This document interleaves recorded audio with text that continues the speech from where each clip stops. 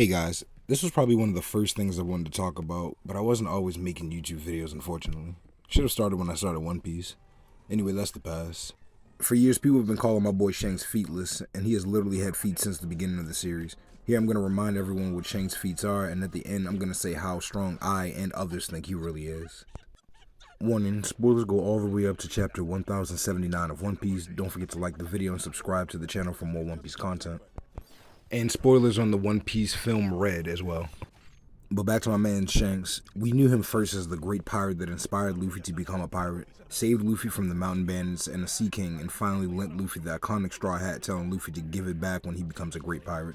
Luffy himself had said prior that he was going to surpass Shanks. Later we find out Shanks is more than just a great pirate.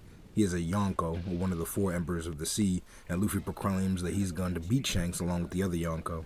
He's literally top 4 in the world. Now, real fast, there are those who seem to think admirals are above Yonko, so those particular victims of clear memory loss, if they read One Piece, might try to argue this fact. Anyways, let's start my boy off with him losing an arm to a Sea King and not being fazed by it. Not too much of an actual feat due to the fact that this was a small Sea King that Luffy was able to one-shot upon starting his journey, but a durability feat nonetheless. Shanks then gave us our first showcase of Haki in the series, using his Haoshoku Haki, or Conqueror's Haki, or Color of the Supreme King Haki, to exert his willpower upon the Sea King and scare it off. Shanks has a past of fighting the greatest swordsman in the world. They seem to be even. Mihawk claims he doesn't want to settle the score due to Shanks having one arm. A lot of fans have speculated that Mihawk is on fraud watch with Gojo because of this, but I think he just felt unnecessary pity is all. Later, Shanks is boarding Whitebeard's ship to warn him about Blackbeard. Upon walking on the ship, he KOs the weaker members of this Yonko crew. Being a Yonko captain himself, this isn't huge, but if you were still calling him featless at this point, you were watching Two Piece clearly. Shanks further clashes with Whitebeard, causing the heavens to split, something that happens when two Yonko clash. It is later found out that Kaido was trying to force his debut almost 300 chapters earlier and come to Marineford and give us a magnificent battle, World's Strongest Man versus World's Strongest Creature. But off-screen or off-panel, Shanks interferes with Kaido, and we never get that. That says to me that Shanks' crew fought Kaido's crew either to a stalemate or even besting Kaido, but we don't have the evidence to support that. He very well could have just showed up and Kaido didn't want any smoke.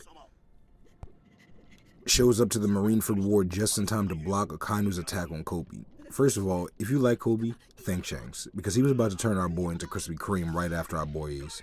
According to data books, Akainu has the strongest attack power of all devil fruits, and Shanks blocked this attack casually.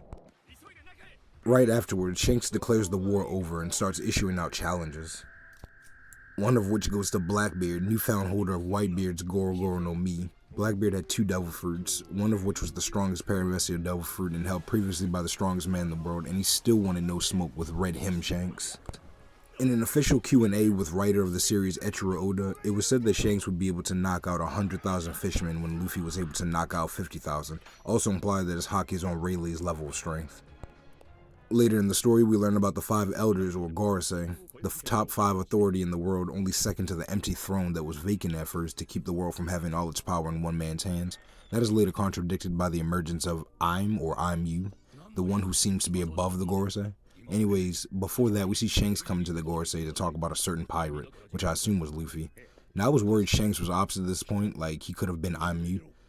However, I believe it means one of two things. Either Shanks has enough influence to the point where he can freely converse with the top 5 officials in the world, or his strength is so top tier that the question isn't how did he get there, it's more so who's going to stop him from being where he wanted or needed to be. Right after the events of the Wano Saga, the newest Admiral Aramaki, aka Rio Kyugo, aka Green Bull, is attacking the remaining forces that were fighting Kaido. Shanks from his ship sits that nonsense down with his Conqueror's Haki and berates Green Bull for being scared of the supernovas and their crews. Later, Eustace Kid, captain of the Kid Pirates, jumps way out there and attacks the red-haired pirates. Shanks sees a future vision where multiple of his ships are hit and some men are killed and says the damage is too much. He then moves to change this future. Shanks then one-shots Kid and Killer with Divine Departure, a move we previously saw Gold D. Roger use against Odin. And lastly, you could almost call this an honorable mention, but technically an early feat is mentioned here, which is the fact that Kid Shanks and Buggy were fighting on Gold D. Roger's crew against the Whitebeard pirates, no less. Shanks later gets a crew of his own, of course, but I could not make a Shanks video where I left out that amazing scene in the beginning where Lucky Rogue caps one of the mountain bandits for pointing a gun at his captain's face. Followed by Ben Beckman using his gun like a club, solos the group of mountain bandits. Also about Ben Beckman, He was shown to be strong enough that he held Kizaru at gunpoint, ordering him not to move so that Luffy and allies could escape. Similarly, by the way, Kizaru apparently wants no smoke with the red-haired pirates, evidently in One Piece film Red. And then Yasopp. Usopp's father is a master marksman, of course. Considering he was superior to Daddy Masterson, who was called the best sniper in the Marines by Smoker, it wouldn't be too far-fetched to say Yasopp is one of, if not the greatest marksman in the world, and he's one of Shanks' 3 commanders. Now, how strong is Shanks? To me, he is top 3 in the verse, and more than likely Luffy's final fight in the series. Based on the fact that I scale current Luffy to planet level, Shanks should be large planet level by the time he is done being serious. I know some One Piece fans that think I'm lowballing, but I don't want to estimate too high for my own speculations and calculations. Some One Piece haters will say I'm highballing, but I promise 90% of those who have issues with the scaling haven't even read One Piece. Personal experience from talking to casuals on Facebook, Twitter, Reddit, etc. Now let's see where my rivals over at Versus Battle Wiki places him. They have him at Moon level, where they have most of the high tiers in the verse. A little bit of a lowball if you ask me, but I don't hate them for it. At least they don't sound like the casuals who say One Piece characters are only island to continental. So there you have it. That's all the feats that I recall from the One Piece series for Shanks. Let me know in the comments if I missed any or what One Piece videos you want to see me do in the future. Follow me on all social media and don't forget to like the video and subscribe to the channel for more One Piece content.